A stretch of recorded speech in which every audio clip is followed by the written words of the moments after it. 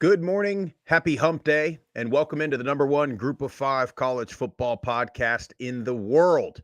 This is the Group of Five Guys, and our mission is to be the voice for the Group of Five football programs, the voice that the mainstream sports media absolutely refuses to be. We need everybody's help to do that. We need you to follow us on all the social platforms at Group of Five Guys. Go to YouTube, Apple Podcasts, Spotify, wherever you get your best podcasts. Subscribe to the channel. Leave a 5-star rating and a review. Tell your family and friends all about us, or you can download the Varsity app for free. Listen to the show on there, or you can go to groupof5guys.com and get you some Group of Five Guys merch. On this episode, we are going to, of course, recap the 3 games from Tuesday night, preview the 3 games for Wednesday and Thursday night.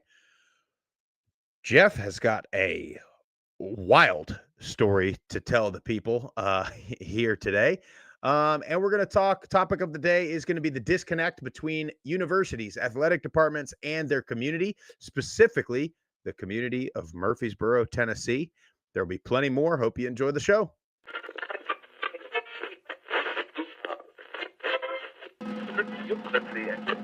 Have you had it from somebody born and raised in Lafayette, Louisiana, at a tailgate? Doubt it. I said Michael Pratt has got to show up and play, and boy did he. 394 yards, 4 touchdowns, 48 rushing yards on the ground, and another touchdown. Projected getting drafted between the first and third round, that's incredible. The wide receivers are absolutely stacked for the Group of Five. Yeah, I really appreciate you do for the Group of Five programs, and I think it's great. I think we should get more of this, but you guys are on the forefront of this. And so I'm thankful for this. I'm glad that you're talking about the Group of Five because I think they get overlooked. But it's a ton of fun to watch a guy go to the NFL from a Nevada or a Colorado State or a Middle Tennessee or an App State, and fans follow that kid.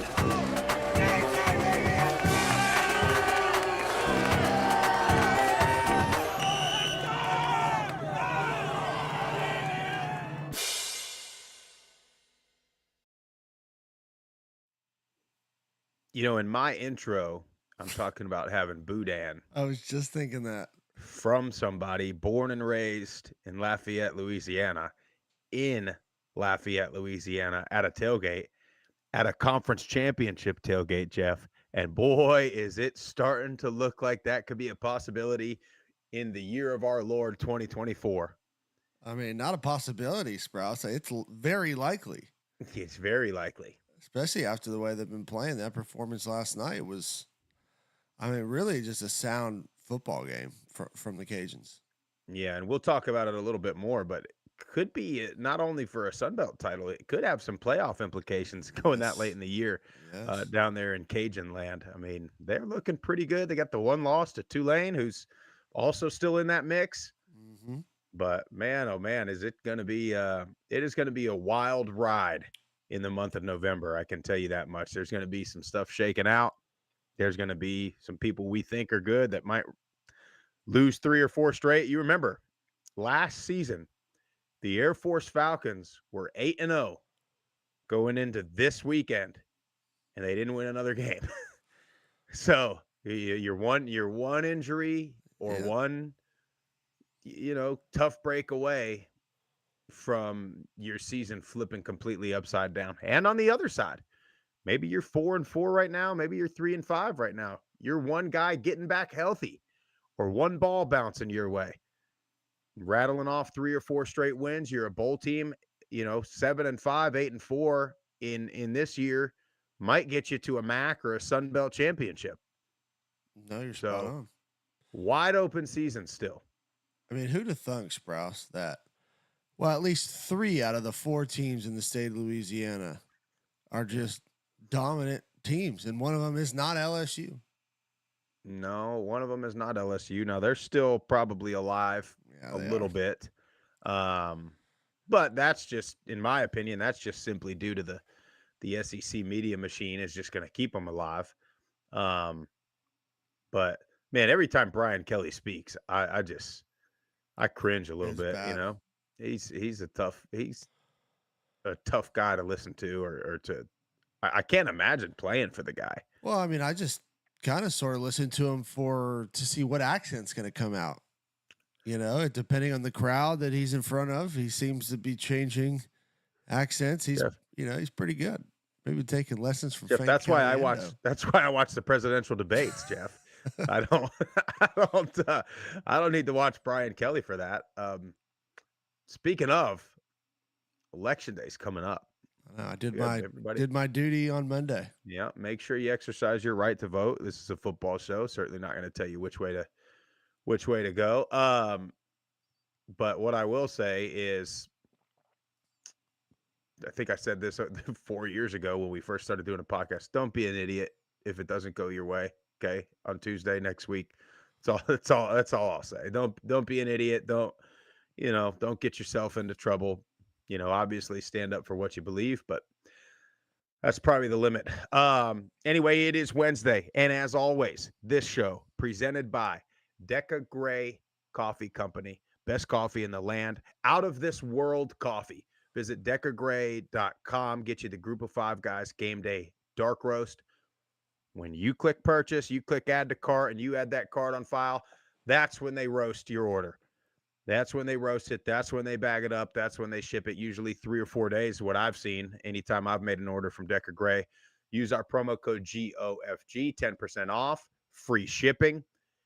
It's Halloween tomorrow. So get you the fall, the pumpkin spice one, get you the peppermint Christmas blend, get you those, get your house smelling like fall for the wife.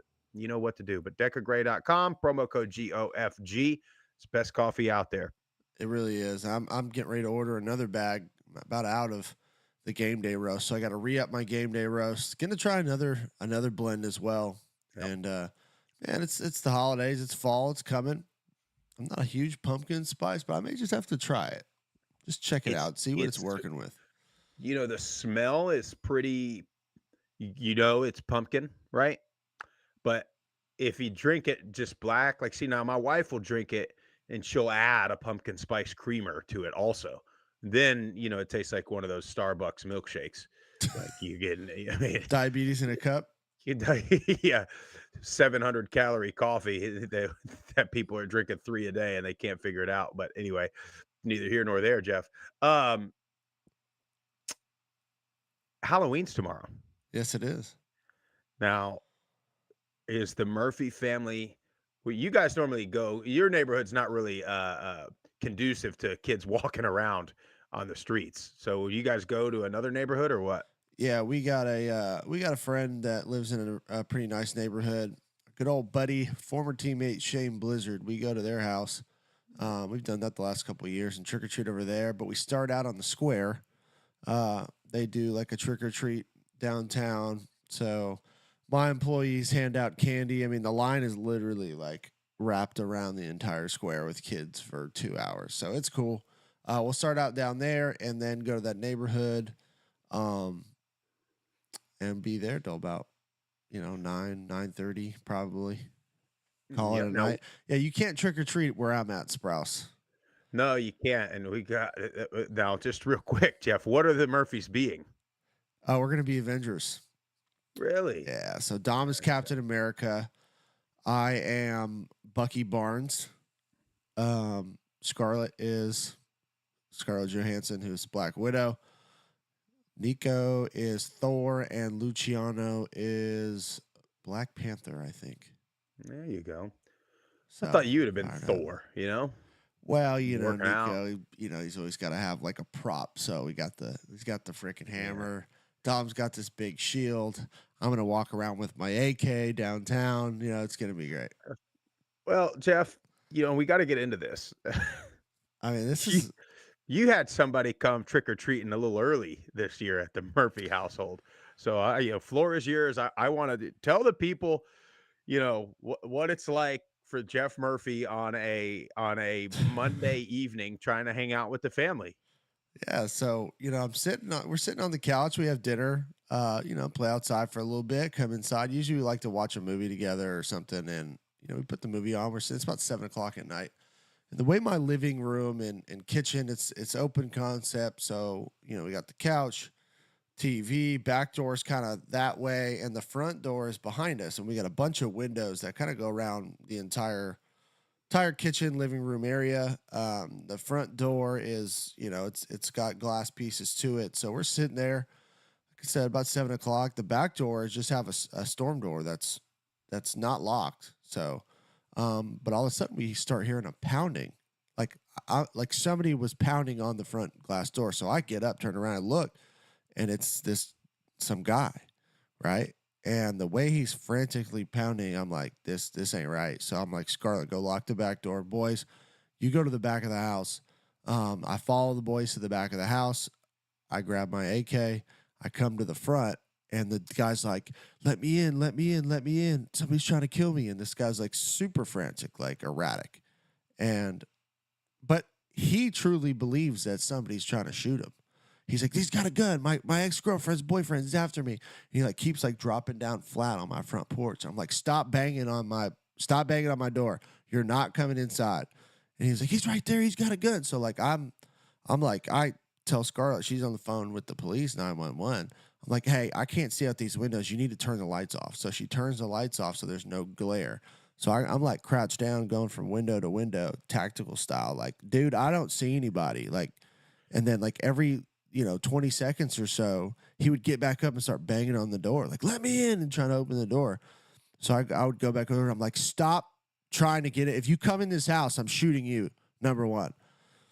I'm like, get down, stay right there. The police are on their way. So then he like gets up and he tries to like start walking away out in the field. I'm like, well, I don't want this dude like just disappearing. I live on 14 acres out in the sticks. Like, I don't like that. I'm like, hey, no, come back here. I'm like, the police are going to shoot you if you just walk out and they see somebody walking in the field. Like, you need to stay over here. So, and to his credit, like, he listened. He stayed down, and like again, like he would just be like, he's right there. So I'm like running from window to window. Finally, the police show up like 15 minutes later, and he walks out with his hands up, pulls his shirt up to let them know that he doesn't have a gun or anything, and they frisk him and talk to him, and sure enough, he was high on meth. And arrested him. And that was an eventful Monday night. I mean, the kids were pretty scared, but credit to them. You never know when a situation like this goes down, right? How everyone's going to respond. Super proud of the boys. Like, did exactly what I asked them to do. Didn't hesitate. Didn't ask any questions. Went in there after, and Nico's got the blankets over his head. Boys were just like straight faced, and just had some really, probably needed to happen. Hate that they had to be so young in a situation like that. Yeah. Lou probably didn't understand, but just had to have conversations with them about, people that walk up on the property. This is what you need to do. This type of situation. So it was crazy. It was crazy, but thank the Lord, nothing. We're good. The guy didn't try and get in, because the last thing I want to do is, take somebody out. But if it's between them and my family, buddy, you're going down. Wild, dude. Crazy. Yeah, when you texted me like kind of the brief synopsis, I was like, what? And then you're right. I mean, that's the thing is those. It's like, yeah, you can talk about it. Hey, kids, if there's an emergency, whatever, this is where we're going. But you never know, right? Yeah. I mean, especially something like that where they're potentially scared. I mean, think about to equate it to football, right? You practice a play over and over and over again, and then some people, when the game comes, they can't do it.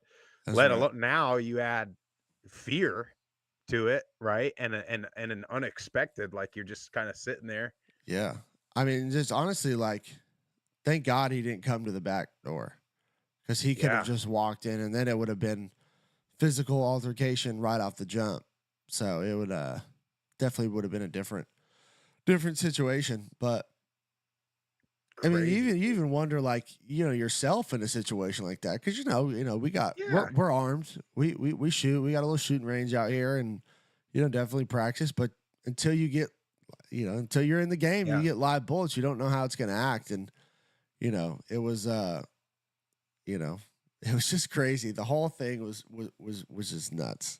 But there's an area like a half a mile down our road, And this guy, we call him Crazy Carl, and he has these like parties, and they get down. So we've been talking to some county officials to try and figure out a solution to this problem, because my in-laws live like a mile down the road, and one day my father-in-law comes out in the morning and some dudes in his underwear sleep on his back porch. How do they? I mean, because you gotta go a ways, like From off my the house, main road to you gotta even go, get yeah. back there. Well, the dude was clearly high, and Yeah. like he genuinely thought somebody was trying to kill him. So, he went to the house across Jeff, you the should have street. let him in, protected him. Yeah, right. I mean, he went. That's what some people would say. That's what some people would I say. know.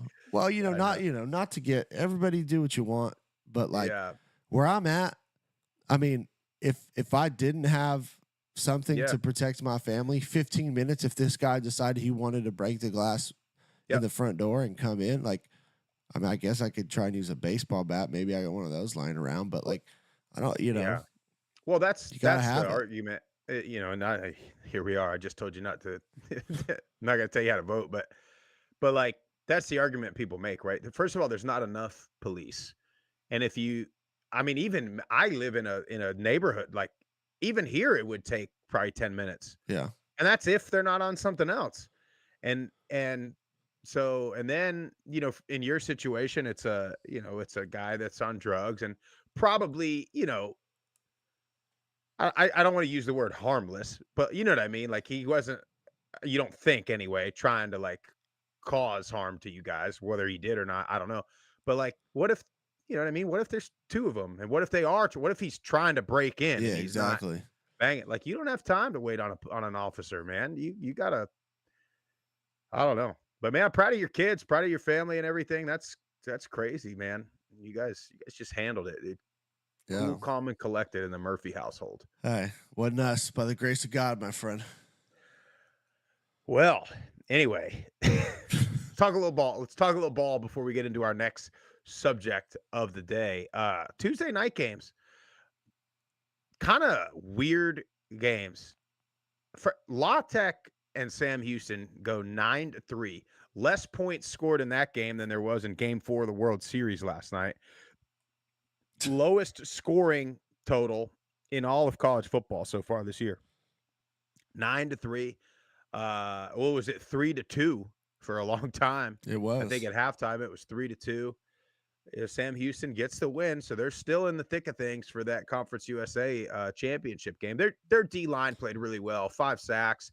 Their pass rush gave La Tech fits. I think that's really what won them the game. I mean, 9-3, obviously a defensive game, but Sam Houston pulls out the win. Yeah, they did, and doesn't matter how it happens or how it looks. You get the win. You're still in it. Western Kentucky and Liberty still got to play. Liberty and Jacksonville State play this week, so just because they have the one conference loss doesn't mean they're out. They got to just keep taking care of business. Hunter Watson didn't look quite as crisp as he had before the injury. That's probably just not playing, missing games, and I think they'll be fine. I think they'll get it going, and as long as their defense can continue to hold people to 3, 7, 10 points, I mean, they're going to be in most games. Yeah, and getting Hunter Watson back, that's going to be the key for them. If he can get back into a rhythm, then they got a damn good chance at this thing. FIU and New Mexico State. FIU, guys, we've been waiting on this. Yeah. I mean, just a complete game, offensively, defensively. Well, I shouldn't even say offensively. I should say Jenkins and Rivers, because other than that, there wasn't a whole lot of offense. But Eric Rivers, 11 catches, 295, and 2 touchdowns. 3 touchdowns. 295, 3 touchdowns. Are you kidding me? No. Electric performance by Eric Rivers. Longest one of the day was 62 yards. I mean, and Keywan Jenkins looked apart, man. He was running around. I mean, he threw one ball on the run and got drilled, like kind of jumped and threw the comeback route, and they got drilled and flipped. And I was like, is he going to get up? Is he dead? But no, he got up and kept on rolling, man. That's what they need to do. They need to score. They have the athletes. Yeah. not great in the ground game, but when you're throwing it like that, just use it to supplement. And biggest thing, Sprouse didn't turn the ball over. Bingo. Well, That's it. and funny enough, in earlier in the year, that run game has been okay, so they can do it. Yeah, they have the You know, ability. they got not the easiest schedule the rest of the way. They're at 3 wins right now. 4 games left? It'd be tough for them to find themselves bowl eligible. I think they're capable. I think, look, you look at their season. How many games have they lost by 1 possession? So they got a chance, but happy, just really honestly, man, happy for them. Happy for Coach Mack down there. Happy for Kewan Jenkins to come back. He's been hurt a little bit. Come back, have a big game. And Eric Rivers, I mean, my God, buddy, you made yourself some money. Yes, you did. Whether that's in college or not, but I don't know what is he, junior? Hold on to him, man. He had to have transferred there, right? He wasn't around last year. I'll tell you. Hold on. Yeah, but Eric Rivers, man, what a day! What a night for them. FIU going with the what do they call that? The Sun Blazer uniform combo last night. And had the field. Yeah, from Chattanooga. He was at Memphis. We knew that, right? He didn't play. He didn't play very much. Oh, he missed 2020. I mean, I guess you're behind Rock Taylor and Blankhamsey. So yeah, he was at FIU last year. He just started at Memphis. Wow, shout out to him, man. What a day. And then the game of the night, the biggest game of the night with the most implications. Louisiana at Texas State. Kind of a weird game. McLeod goes out with an injury, and the Louisiana corner goes out. It's down for a long time. I did see on Twitter this morning he, gave kind of a thumbs up, I'll be back picture. So seems like at least he's got the movement. He's got all the things. Now, whether or not he plays again, I don't know. But, man, not a whole lot of offense outside of that big run by Draylon Washington. Kind of just weird and a little sloppy, I thought. What I'll say about it is you got to give credit to the Cajun defense because Texas State looked very, very in sync. And then they'd get down to the red zone, and then it was like they just couldn't get in the end zone. They had to keep kicking field goals. And that's just a credit to their defense. And then the more I watch Wooldridge, I love watching him play football. He makes fantastic throws, especially on third down. I wish I had the stat in front of me what their third down completion was, because it had to be above 70%. Because every time where Texas State will get him to 3rd and 8, 3rd and 9, 3rd and 10, he dropped back. Man, he would just sit in the pocket, and you could see it. 1, 2, 3, 4. Oh, there he is on the backside dig and hit him for a first down. And that's what you got to do as a quarterback. You got to be able to hit your guys, but especially on third down, you got to be able to move the chains. And he was able to do that either throwing the ball or he'd take off and run. And he is sneaky athletic. I mean, Texas State was my pick to win the conference. Obviously, that looks very, very dim at this point. Man, the Cajuns look like a tough out. And they can run the ball with that stable of running backs. Mm-hmm. Well, they got – so who does Louisiana have left? They have Monroe at the end of the year. They have Arkansas State next, South Alabama, which will be probably the next biggest game, and then Troy at home as well, and then on the road at Monroe to finish the season. Who'd have thunk that? Who would have thunk that? Now Louisiana's going to be favored in every game the rest of the way. And they'll probably be favored in a Sun Belt championship game, whether it's Georgia Southern, Old Dominion, James Matt, who the hell knows, Marshall. Yeah, I'd love to. I'll tell you, that's a game I'd love to watch is Louisiana and Marshall. I think that would be that'd be kind of old school style game. I don't know. Honestly, I don't know, Jeff. Pack your bags, buddy, for Lafayette, my friend. I'm kind of rooting for ODU, man. ODU would be pretty cool too. I like that Kojo kid, that quarterback. Yeah, he's got a little moxie, if you will. Moxie, yeah. He's also, I tell you, he's also built. The dude's got veins popping out of his, I wonder what age they started him on the old creatine. I need to get Dominic. He's 9. I need to get him in the starting on the subs. They're saying creatine is gonna be that way. So, like studies are showing that it'll become like you're taking a multivitamin. Like kids are taking it because they say. I mean, and I've taken it probably since whenever it came out. You know what I mean? And you definitely notice a difference if you don't take it for a couple weeks or a week or so. You just like cognitive ability, and then of course if you're in the gym, strength and recovery. It's the most studied supplement out of all of them. Like it's been around for so long. It's a consistent product. Now, I'm not saying I'm going to give it to my 9-year-old, but yeah, man, I don't know. He's a unit buddy. For a freshman. Yeah, man. Yeah, he's definitely got some size to him. But anyway, still a long way to go. You never know. Like we talked about earlier, you're one play away from somebody not being there or whatever. But anyway, we got a big topic we got to discuss here at the middle of the show, Jeff. And as you're talking to your politicians out there in the county, and we also got to talk about a politician in the Murfreesboro proper, if that's how they call it over there. So you guys probably saw it on Twitter. Okay. I keep wanting to call it Middle's mayor. Murfreesboro's mayor tweeted a picture and all this of himself with University of Tennessee's head baseball coach, where the city of Murfreesboro presented the coach with the key to the city. Now, Knoxville's 3 hours away from Murfreesboro. There's a Division I baseball program in Murfreesboro. The mayor in this picture has got on sorbet orange shoes. He's got like the sorbet orange vest. He's got all of it. He's got a big giddy smile like he just met his favorite actor. I mean, I'm not even like saying that as a, negative towards the mayor. I'm just saying you could tell he's a huge fan. You could tell.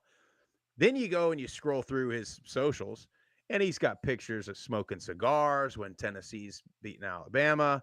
He's got all kinds of stuff about Tennessee. What was it? Nothing since March, anything MTSU related. And then before that, and that wasn't even, was that even MTSU sports related? It was. I want to say it was women's basketball or something. Probably making the tournament or something like that. But then you go back before that, and it's like 2018 or something before he's got anything at middle. And look, he's defending himself. I guess his kids go to Tennessee, and they're saying that the reason they gave the key to the city to the head coach is because there's a player on that team that's from Murfreesboro, something like that. Yeah, Drew Beam. Okay, guys, Murfreesboro, it's not a small town, okay? It's not, I was telling Jeff on the phone, it's not one of those towns where you drive in and it says, welcome to Murfreesboro, the home of one guy, because only one guy's like, it's not welcome to Collier County, home of Ray Finkel, because it's the only player that's ever done anything out of that city. There's a ton of guys from Murfreesboro. There's guys, football in particular, guys from Blackman and Oakland that are like nationally respected football programs that are playing all over the country. SEC, Group of Five, everywhere. There's no tie. There's no anything.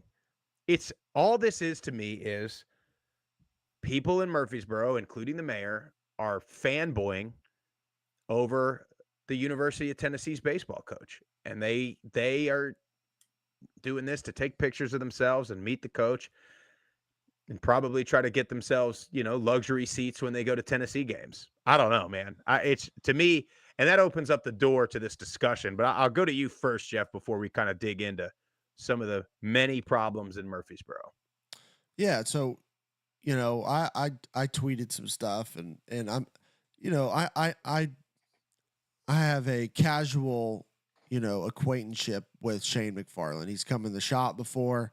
My wife, paths have crossed over the years, and really haven't had any. I don't have any issues with Shane and anything like that. Now, do I think that this photo op and picture doesn't make a whole lot of sense? Yeah, I agree, Sprouse. I don't necessarily understand the tie. If Drew Beam is the pitcher for the Vols, if he's the reason why, then give him the key to the city. Now, we know there's a ton of Tennessee Volunteers fan here in Murfreesboro, but I guess my problem is that the mayor of the town should, at minimum, support the university in the town you are the mayor of as much as your other school or affiliation.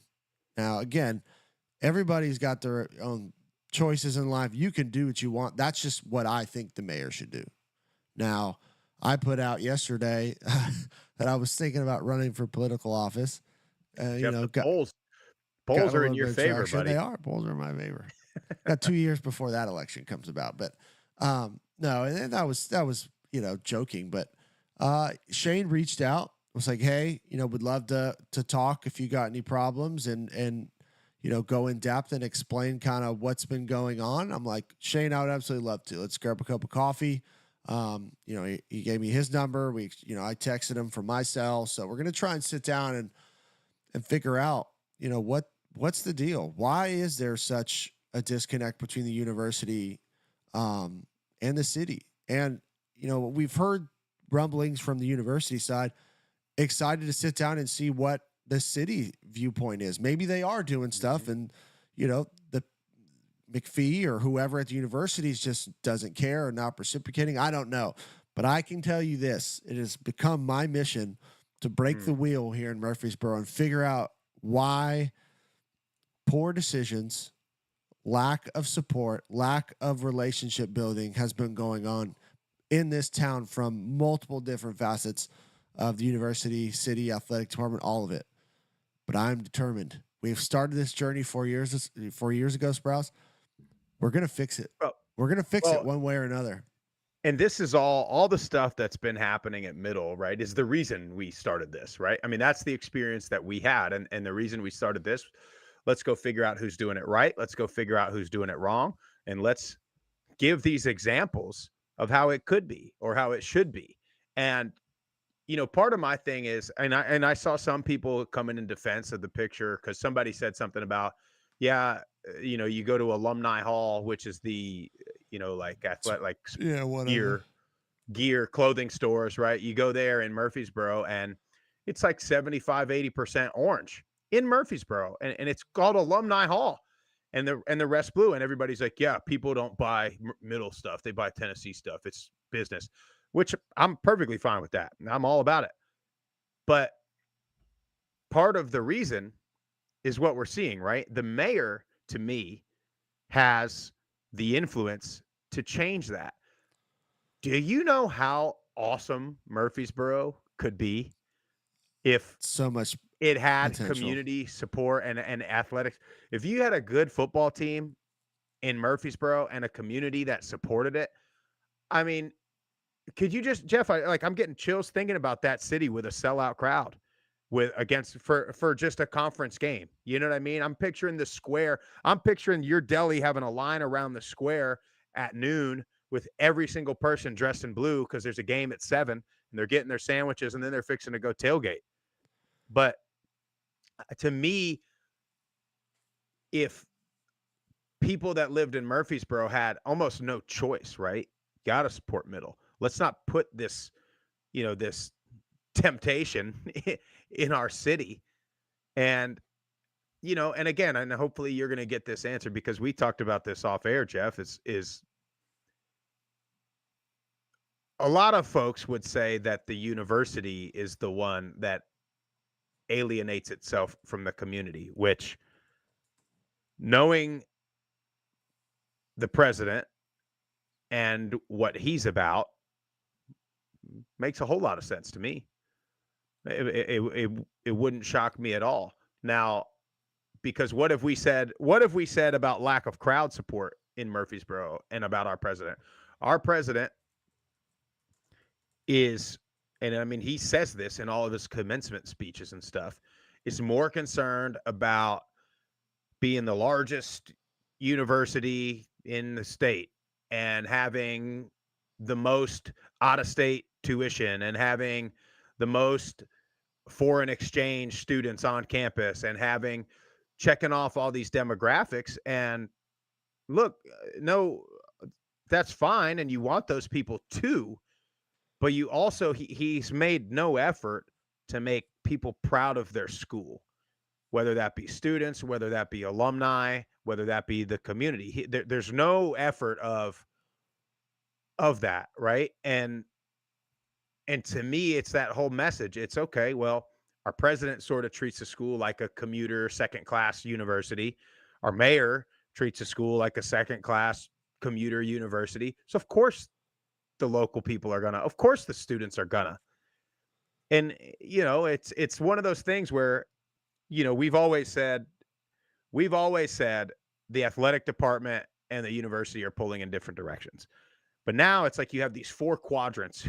You have each individual athletic team, you have the athletic department, you have the president and the university, and now you have the community, and they're all just pulling in all four different ways. And it makes for a disaster. It makes for a crap environment. It makes for kind of a, I don't know. I mean, you don't even know if you drive through Murfreesboro, you don't even know there's a school there and it's a big I mean, it's not a small campus. Yeah. Until you see the MTSU signage. Well, I said this yesterday. Leadership matters in any business, school. If you're a coach, like everyone is going to take on the mantra of the leader, whoever that leader is. And the more we've come to learn about football programs and cities and go different places, there is a direct correlation between great leaders and either great programs or programs on the rise. It is a direct correlation. You look at Texas State, president, athletic director, head coach, all great leaders, all get it. And you see in really 2 years now, their football program and their university went from, not a ton of people talking about it to a lot of people talking about it, and they're improving on the rise. And it takes all different facets. It's not just one thing. That's what we're learning when we go places and talk to people. You have to have leaders on the same page with the same plan moving forward. I could not tell you the last time I've heard McPhee, Massaro, or somebody in the city come out and say, guys, this has been a problem. This is the plan to fix it. A, B, C, D, E. This is the plan. This is where we're trying to go. Hadn't heard it from the city. Hadn't heard it from the athletic department. Hadn't heard it from the president. Don't know what their goals are. Don't know what the plan is. If you don't lay out the goal or the destination, nobody knows how to get there or how you're trying to get there from a public's perspective. I think that's important. Nobody has yet done that. So to me, and it's been, I got there in 2010. It's 14 years now. Maybe I've just missed it. Somebody send me the link or somebody send me a video or a news article that says, here's where we're trying to get to. Here's the plan in place. And then along the way, you make adjustments. I hadn't heard it. If it's out there, send it to me and I will walk back my words. But it doesn't exist. And that's my point is we don't have leaders that are on the same page that seem to want to work together, or you have one that does and the other that doesn't care or some, I don't know, man, but it's become my mission. I love this town. I have a business in this town. My family's in this town. We're going to get it fixed one way or the other. We're going to get it fixed. Trying to be the the medium for change, something like that. Well, you could go look at studies on economic impact of like good athletics in a town, I mean, and everybody, and that's what I think people are missing, including the mayor, is how much better all your metrics as a politician would be if you had a good football team. I mean, honestly, if you had good sports. And we talk about this all the time with the universities. You have students that go there and they graduate and then they move back home, and they never do anything. They come to campus for their class and they leave. They go back to Nashville or wherever they live, and you don't have any real student life on campus.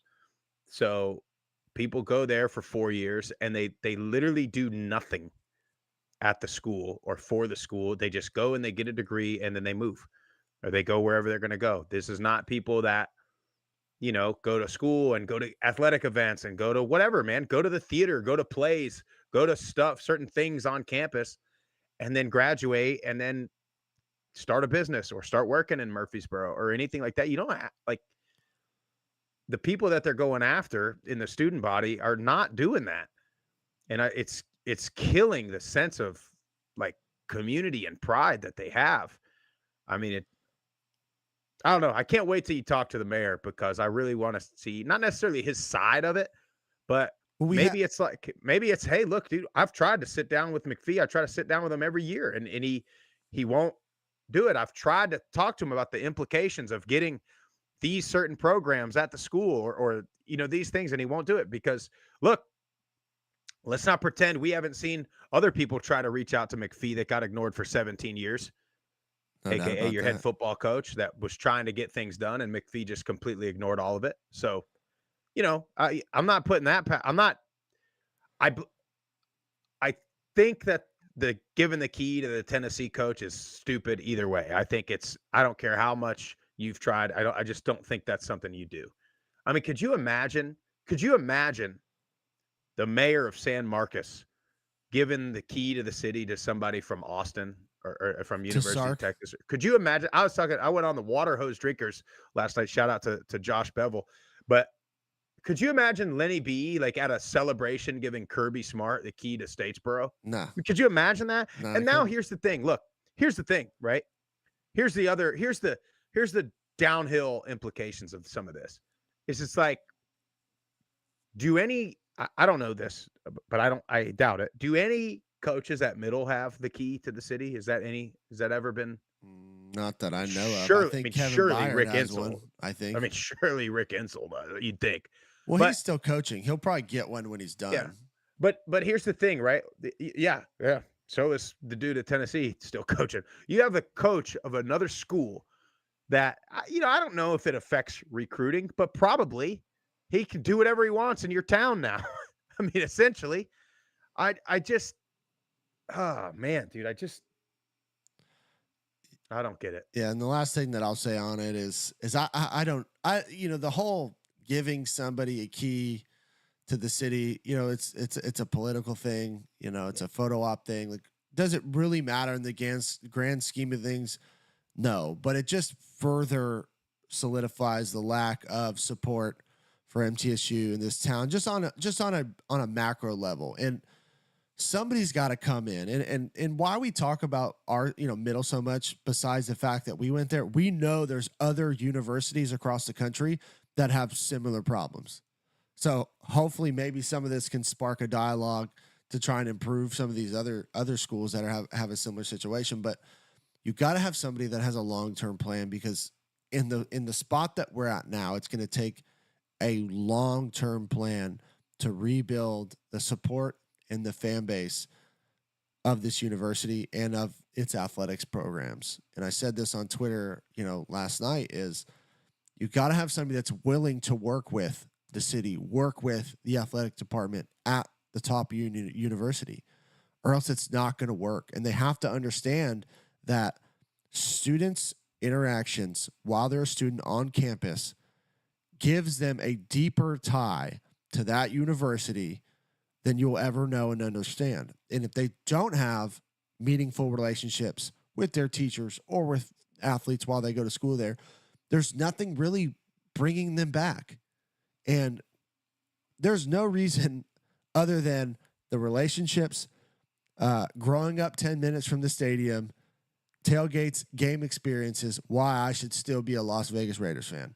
We have been terrible for 2 decades, but those experiences were so strong when I was a kid, when I was growing up.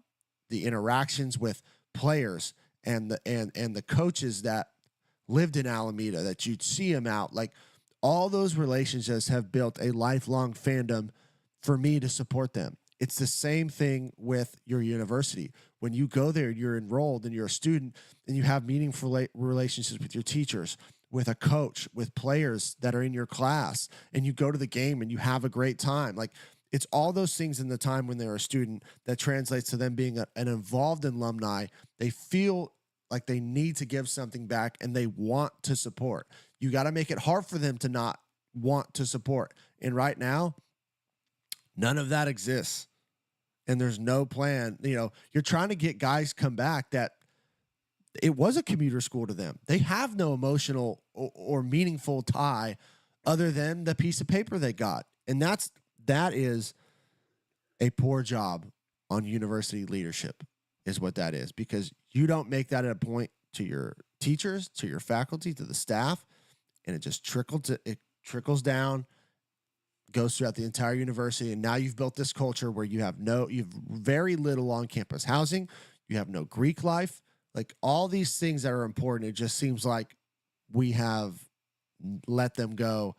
And now whoever ends up getting the job as a president when McPhee eventually leaves has a tall order behind him. You know, one last thing on it, Jeff, too, is you also have this scenario where, you know, the mayor's not, he's not very active, like on social media or like, you know, out and about a whole lot. I mean, you could tell me if I'm wrong on that. Like, you know, is he like a guy, like a, you know, very visible in the city kind of guy? I mean, I've definitely seen him around and stuff. Yeah. I don't follow, I don't necessarily like follow his every step. But he, you know, he's a businessman. He owns his own companies as well. So I know, you know. Yeah. Well, busy. and the only reason I say that is you look at the president is not very vocal or not really on socials. Your athletic director is not vocal or on socials or out at all. And it's like you didn't have anybody that was going to be the face of it. You know what I mean? Of this change. And then you had Coach Stock, who's also not really a big media guy. So that's kind of one of the things we've talked about. They hire Derek Mason and like parade him around everywhere because he is, or, you know, it can be that guy. He is really good talker, really good motivating guy. You talk to him for 5 minutes and you're like, oh, damn, yeah, he's captivating, you know? And so I feel like that's part of it too. You got to have somebody in that city that's going to be like the face of it, that's going to bring all this together. And in 2028, it's going to be Jeff Murphy. That's all I'm saying. I'll run the damn campaign. What did I tell you yesterday? I'll drive you around in a Tahoe or an Escalade all day. You're freaking hilarious, man. But man, we'll see. I'll report back on the conversations we have. Well, change is going to come, Jeff, in the words of Hillary Clinton during her speech. At the Baptist church. Oh gosh, man. Yeah, we just want we just want our school to be relevant and be good. That's all we want. That's it. So much potential. I honest to God, I don't know a community or a city that has more to offer than Murfreesboro. It's wild. Like, and this is not a knock on any of the places we go. And sometimes I like the cool little like college towns, but like, you know, you could compare like San Marcos. We had such an awesome time, and you're like, okay, yeah, they got some cool stuff. They got a cool downtown. They got enough like but Murfreesboro's got all of it. They got your little downtown, your small kind of old school downtown square, but then they also have your other part of town that's got all your chains and all your shopping and all your stuff that all your family type stuff. It's got everything. It's got so much potential, and it's just completely missing. And it is so frustrating, man. So frustrating. We got to talk ball. We got some games Wednesday night. Kennesaw State at Western Kentucky. Western Kentucky's 24-point favorites. Kennesaw coming off the win versus Liberty. Can they get two in a row? Western has been as consistent this year as they've been in a long time. They've been playing well pretty much every week. Give me Western to win this game. I think they're going to throw it all over I think Veltkamp's going to have himself a field day. Yeah, I agree. Veltkamp has, you know, slowly been one of the top quarterbacks in the group of five. I mean, when you look at when he took over for TJ Finley, what he's been able to do, it's been impressive, and I'm happy for him. And they just, they got more weapons than Kennesaw has, and I think that they're a more consistent team than Liberty. I don't think Western's gonna let this game sneak up, especially after Kennesaw beating Liberty. So yeah, I think Western wins. I don't know about the 20. I think It's a lot of points. 24 points. A lot of points. This is just one I wouldn't bet. Maybe look at what the over under is. Then tonight you also have Jack State at Liberty. So Jack State's 3-0 in the conference. Liberty's 3-1 in the conference. Just to paint a little picture here, if Liberty wins this game, then you're going to sit there. Liberty would be 4-1. Jack State would be 3-1. Sam Houston now 4-1, I believe. So that opens the door. Now, if Jack State wins this game, that about knocks the Liberty Flames out of this conference thing, especially assuming Western beats Kennesaw, because Liberty would still have to play Western. But even a win at that point wouldn't do anything. So I don't want to call it a must win for Liberty, but it is. And it's at Liberty. Looking forward to a really good environment there. By the way, a little disappointed in the environment at Texas State last night. Tuesdays are tough. I get it, and you can't blame the community for a Tuesday night not showing up, but you just wish the students would. I can't think of anything I'd rather do. Tuesday nights, we were typically at gyms till 2 a.m. I know. Yeah, so I don't understand the whole like a class. We got class at 11 a.m. Yeah. The football team's the only one with the 8 a.m.s. I mean, no doubt. And 8 a.m., buddy, if I could wait till 8 a.m. to wake up in 2024, I mean, that's a full night's sleep. It's be the best night I've ever gotten. I'm waking up at 4 a.m. every damn morning during the week. I don't. At least during the fall. Yeah. Well, anyway, who you going but with? Liberty, I think their students will show up. They'll show out. I don't know if the city of Lynchburg will. That being said, I don't think Liberty has really been good all season. I think they've benefited from playing teams that they just have a lot more talent than. Jack State ain't that team. Jack State's entire season has changed when they brought in Tyler Huff at quarterback. They can run the ball. Liberty, not great defensively. We'll see what Liberty does offensively. Will they ride Quentin Cooley or will they throw it 45 times again? That's a big key to this game. But I'm going to take Jacksonville State straight up in this. Wow. I am not confident in the Flames right now. And look, I'm wrong a lot. So it's probably what you want if you're a Liberty fan.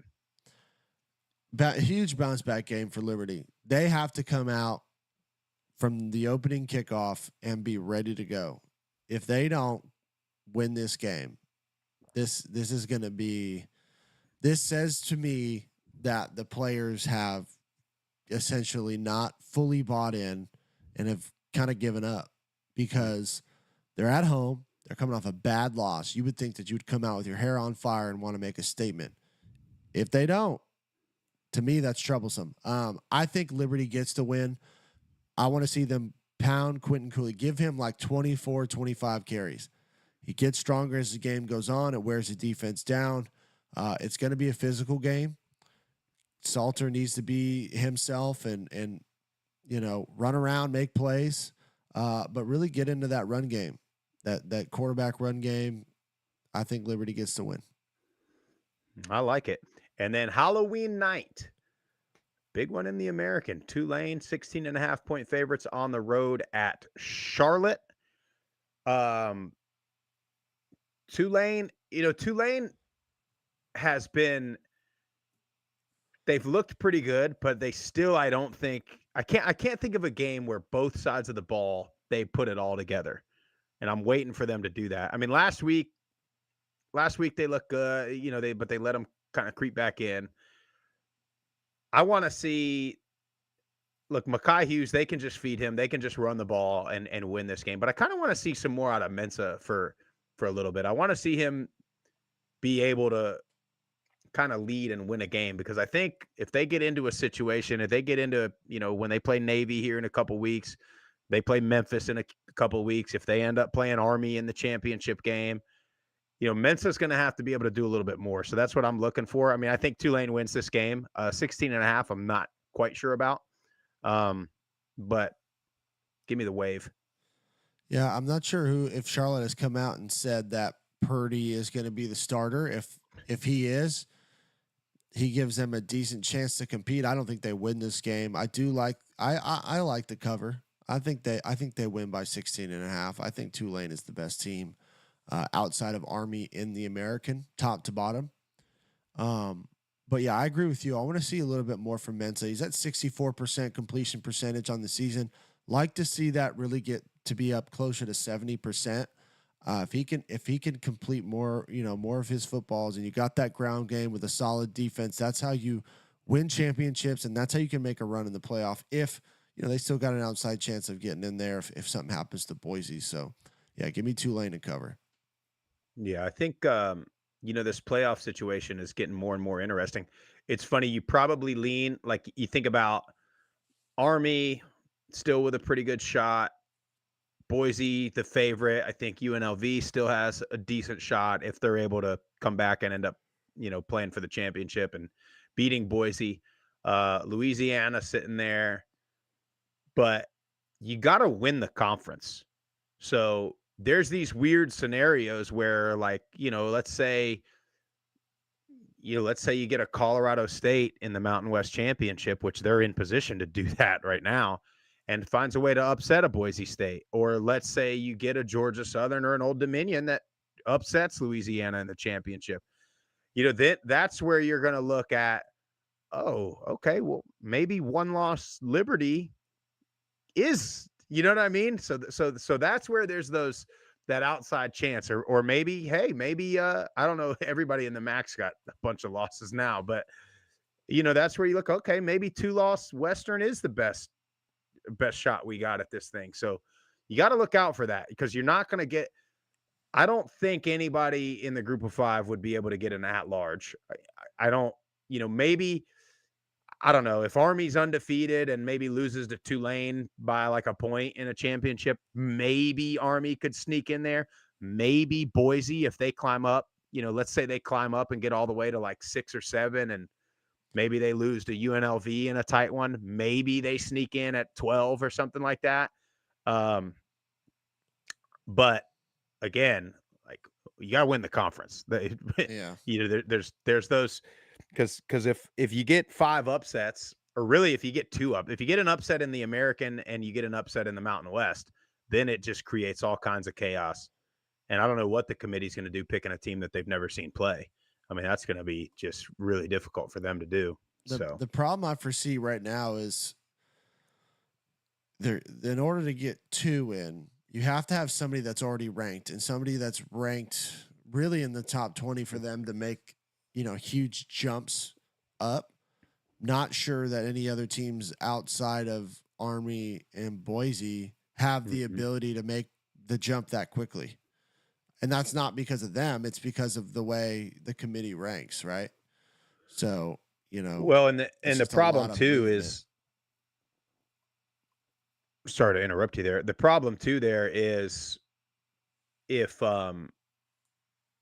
if only one of them is in the top 12, that's who they'll get. That's who they both have to be ranked in the top 12. That's what I'm saying. So you'd have to, I mean, Army can make a big statement if they go beat Notre Dame in a couple weeks. And Notre Dame, if they keep winning, Notre Dame, I mean, the committee wants Notre Dame to be number 1, really. Yeah. I mean, that's their goal.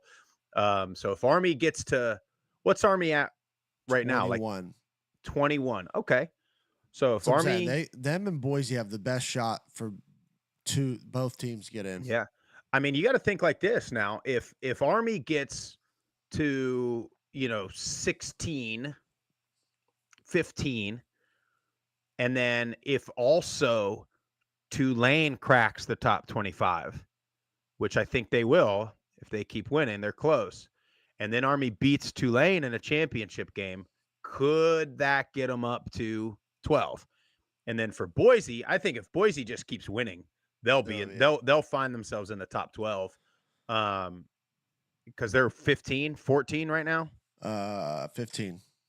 Now the problem we're going to have there, and we'll get out of here in a second, is is the committee and the AP and all these people, like, Boise's going to go beat San Diego State on Friday night, and they'll stay where they're at. But, who's ranked right behind Boise? Behind? Bama? Bama? Or in front. You talking about 14 or 16? Behind. Who's like 14? Alabama goes, Alabama, Indiana, Clemson, I'm sorry, Iowa State. who's 16? The Fighting Brian Kellys. Right. Okay. So when the Fighting Brian Kellys beat Alabama in a couple of weeks, okay, two bad teams playing each other, they'll jump Boise. You see what I'm saying? And that's where these polls keep pissing me off. And then what'll happen is, okay, so Bama will drop below Boise, and then Bama will go beat Auburn or somebody, and then they'll jump Boise. You know what I mean? And they'll just keep doing it like that because they're going to keep talking about strength of schedule and all this nonsense. Even though, how does Boise lost to the number one team in the country on a walk-off field goal in Autzen Stadium in Oregon. And I don't get it. Everybody's still sitting there talking about how they don't play nobody and this and that. I mean, it's wild to me. Well, I think if I'm looking at this, the two teams that probably have the most likely ability to drop below them are probably Iowa State and Clemson.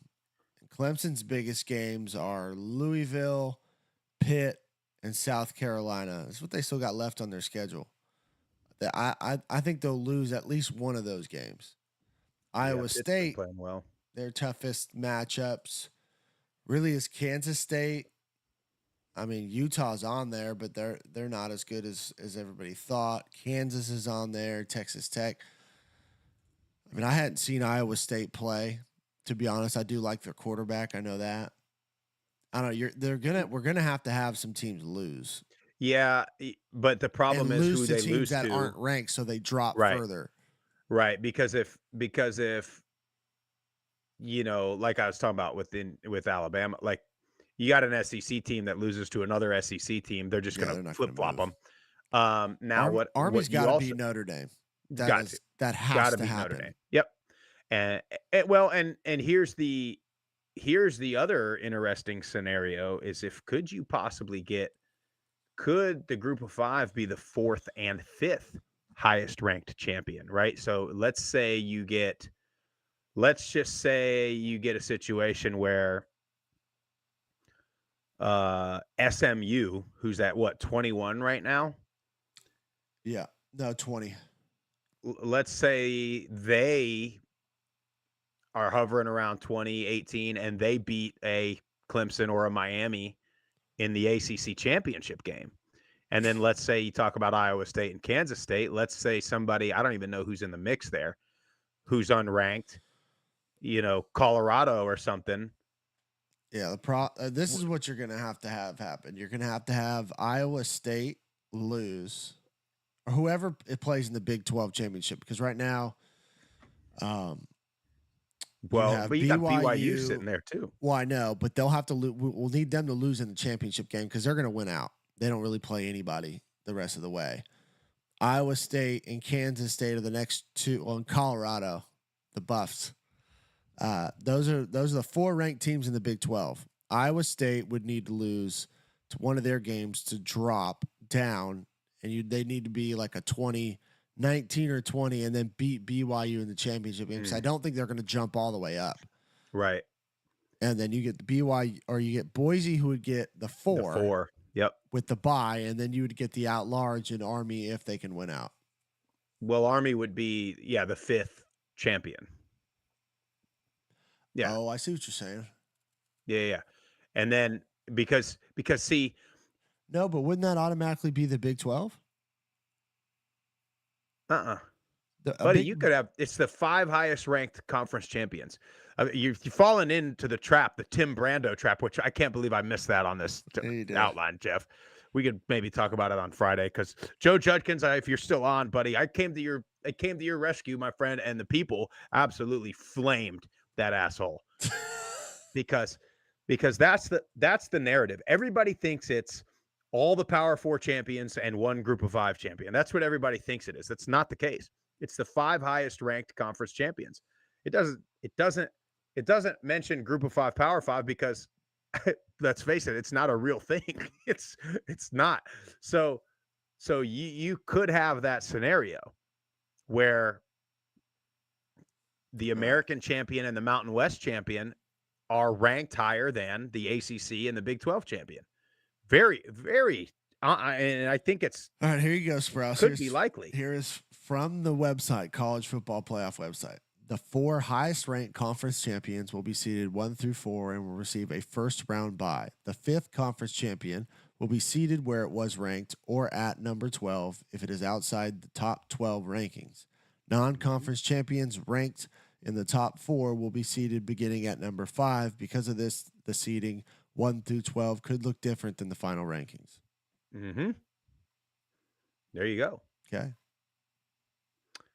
So if the 5th highest ranked champion is ranked 11, they'll be the 11. Or if they're ranked, interesting. I guess if they're ranked 15, they'll be the 12. Yeah. Interesting.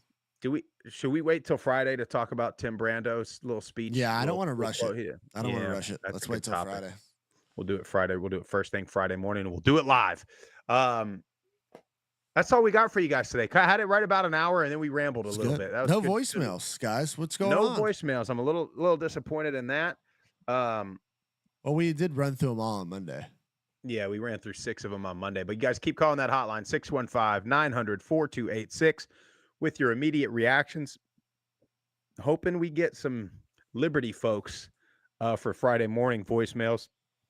Excuse me. Hope everybody enjoys their Wednesday, enjoys the rest of the week. Have fun. Be careful on Halloween. Let's see some Group of 5, related Halloween costumes or whatever. Let's just see them. I want to see what the community's doing. Kids are being robots, and I am going to be the scientist that created them. Nice. But anyway, make sure you hit the follow button on all the socials at Group of 5 Guys. Subscribe to the channel, YouTube, Apple Podcasts, Spotify, the Varsity app. Download and listen to the show for free. Go to group5guys.com, get you some merch. Most importantly, tell your family and friends all about us. That's all we got for you guys today. Have a great rest of the week.